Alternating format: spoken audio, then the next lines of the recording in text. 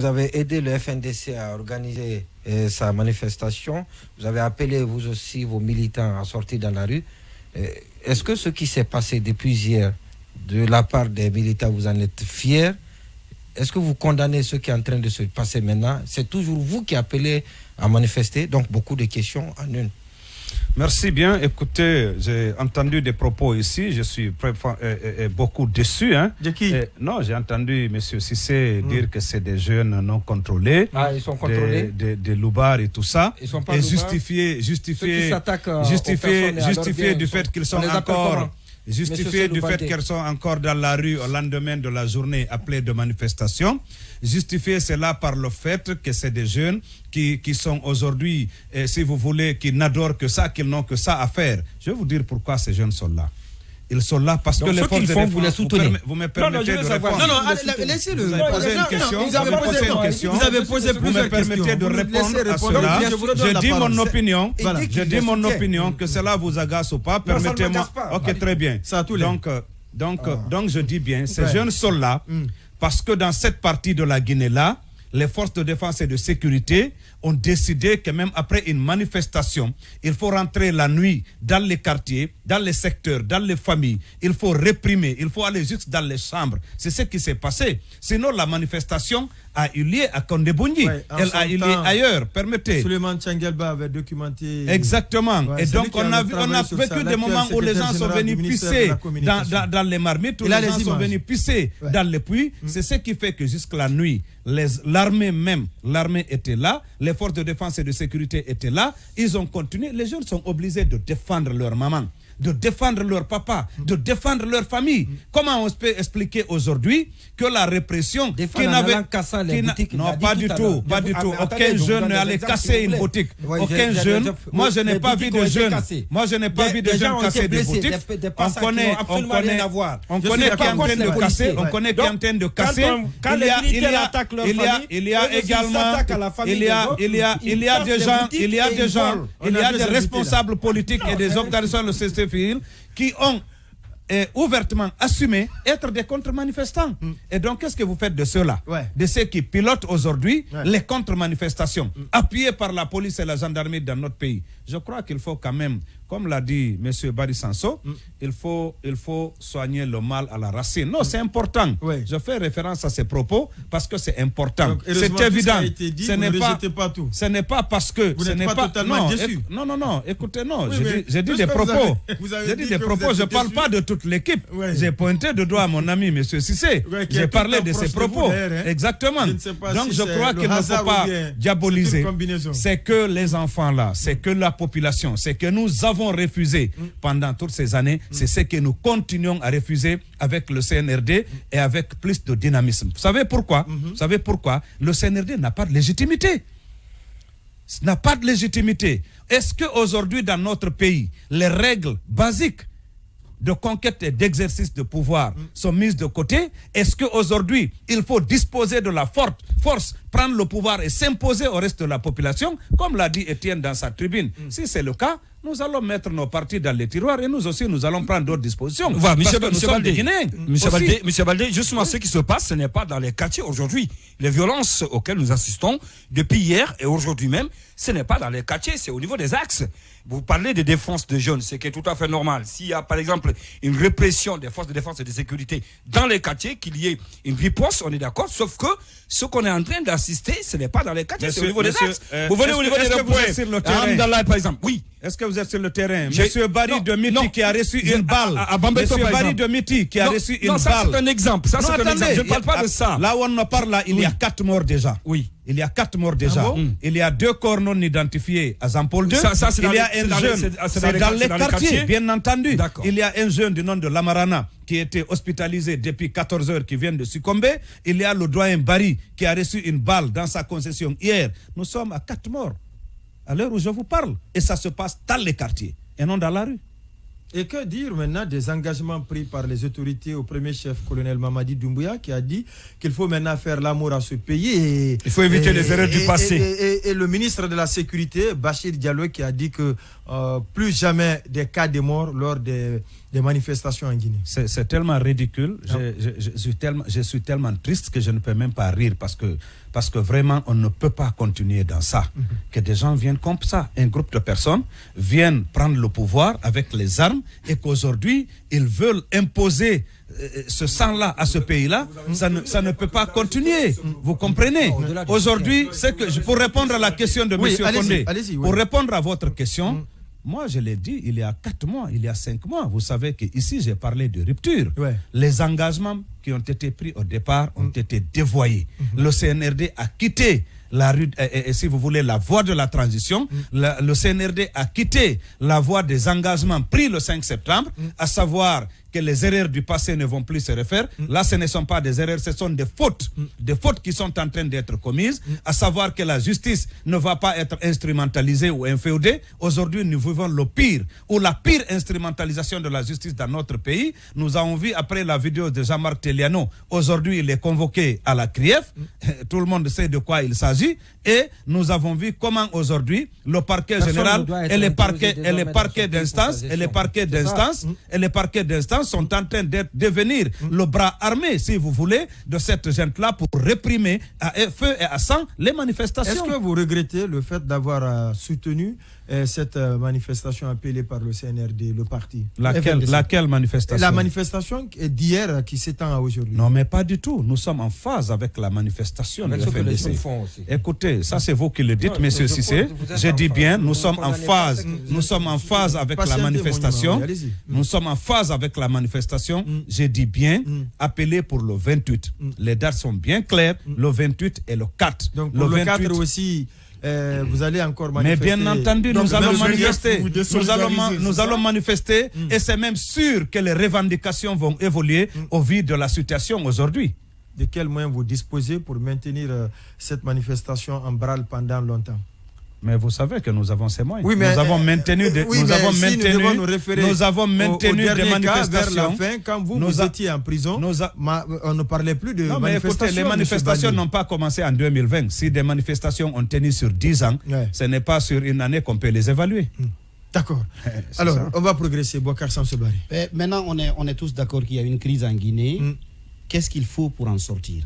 Non, écoutez, je crois que ce n'est pas le point de vue du CNRD. Peut-être que nous, là, nous sommes d'accord. Le CNRD n'est pas, jusqu'à présent, conscient que la Guinée vit dans une crise. Pas longtemps plus qu'hier, le ministre Mori Condé tweetait par rapport à la sortie du président Ambalo, qui l'a vite retiré.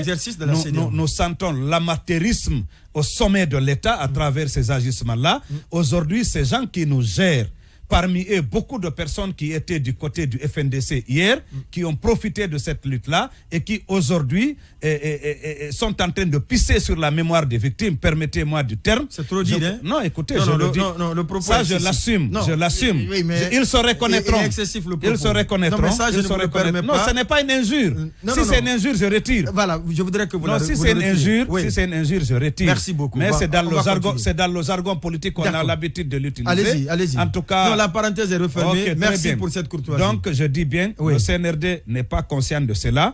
Donc, à travers les manifestations que nous sommes en train de faire, le peuple de Guinée, le monde entier, l'opinion nationale et internationale se rendront compte effectivement qu'il y a crise en Guinée. Vous savez, M. Condé, ce qui ne va plus se passer dans ce pays-là, nous avons connu une situation pendant ces 10 ans. Les Guinéens que nous sommes ne permettront plus à un individu ou à un groupe d'individus de venir disposer de la population, disposer des ressources du pays comme ils veulent, alors qu'ils ne sont pas basés sur les règles démocratiques et de l'état de droit. Ils n'ont pas pris le pouvoir par les urnes. Et donc, on ne peut pas accepter que les gens viennent nous imposer un agenda. Ils ne veulent pas qu'on discute de la transition. Ils ne veulent pas qu'on s'entende sur les modalités du retour à l'ordre constitutionnel. Ils crient sur tous les toits que la transition, ce n'est pas une question de durée, c'est une question de contenu. Mais on est tous d'accord que nous sommes en période de transition. Qui dit transition, dit transiter. Ce que le peuple n'a pas permis au CNDD en 2010, le peuple ne le permettra pas au CNRD en 2022. D'accord. Oui, Boubacar Samso a une deuxième question. Après, on passe la parole à Monument. Oui, vous disiez tout à l'heure que des membres du FNDC qui ont profité de la bataille du FNDC ont trahi. Est-ce que vous aujourd'hui, vous n'avez pas les craintes que le peuple, partant de ce qui s'est déjà passé, se dit que vous, quand vous retrouverez au sommet, vous agirez de cette façon? Non, écoutez, vous savez, il n'y a pas de... Oui, parce que ceux qui trahissent là n'avaient pas laissé croire qu'ils trahiraient. Non, écoutez, il n'y a pas de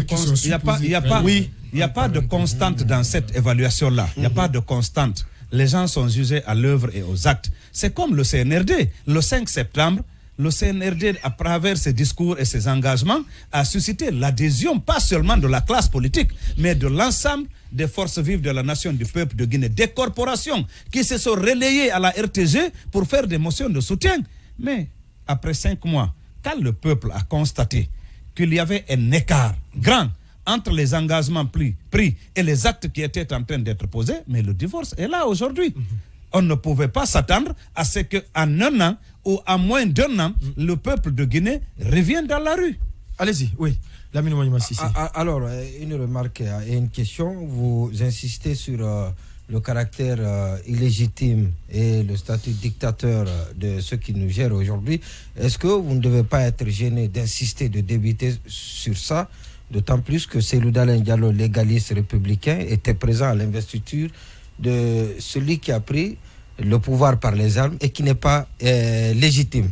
Et la question, pendant que le médiateur que vous avez réclamé de tout votre vœu, pendant qu'il était là et qu'il a déjà produit son rapport, c'est le moment que vous avez choisi pour aller dans la rue. Est-ce que ce n'est pas un pied de nez à la CEDEAO?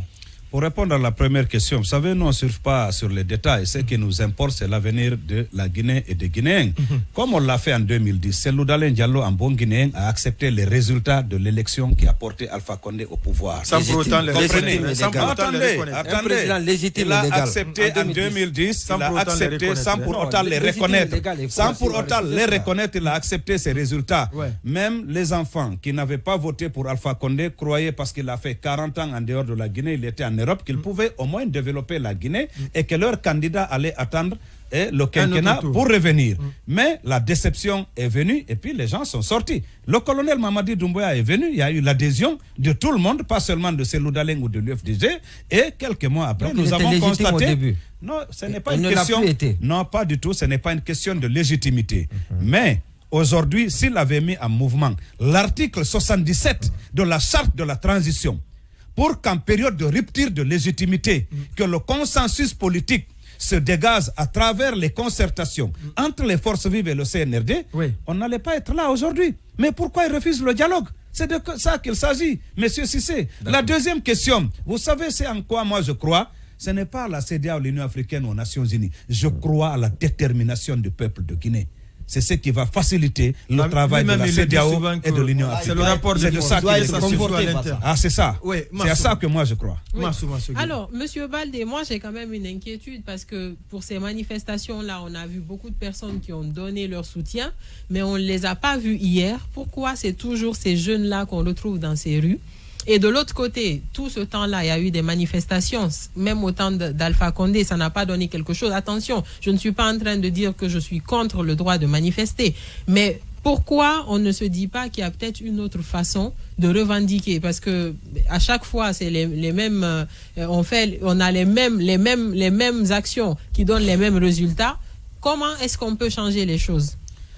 Merci bien. Moi, je crois que dans tous les pays du monde, si la France est ce qu'elle est aujourd'hui, c'est parce que les gens ont fait recours à l'exercice du droit de manifester, que ce soit en Angleterre, partout. Nous avons tous fait le lycée, nous avons lu la littérature française, toutes ces luttes qui ont été menées pour que ces pays aujourd'hui soient des pays de démocratie et d'état de droit. Je crois que dire que ça n'a rien changé, pour moi, c'est une manière de sous-évaluer la situation. Beaucoup de choses ont changé dans notre pays. La démocratie a quand même évolué. L'état de droit est en train d'évoluer. Nous ferons du chemin, mais nous y arriverons.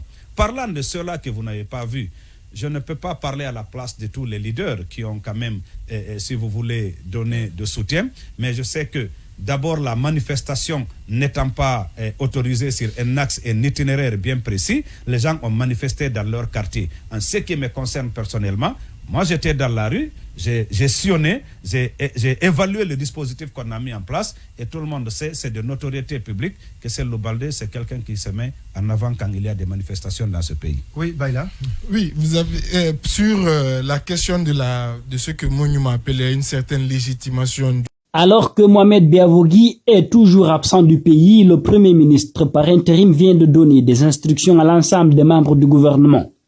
Dans la perspective de la célébration de l'an 1 du CNRD, Comité national du Rassemblement pour le développement, Bernard Gomou, le chef du gouvernement par intérim, a instruit ce jeudi 28 juillet, lors du Conseil des ministres, à chaque ministre de préparer un bilan synthétique de son département.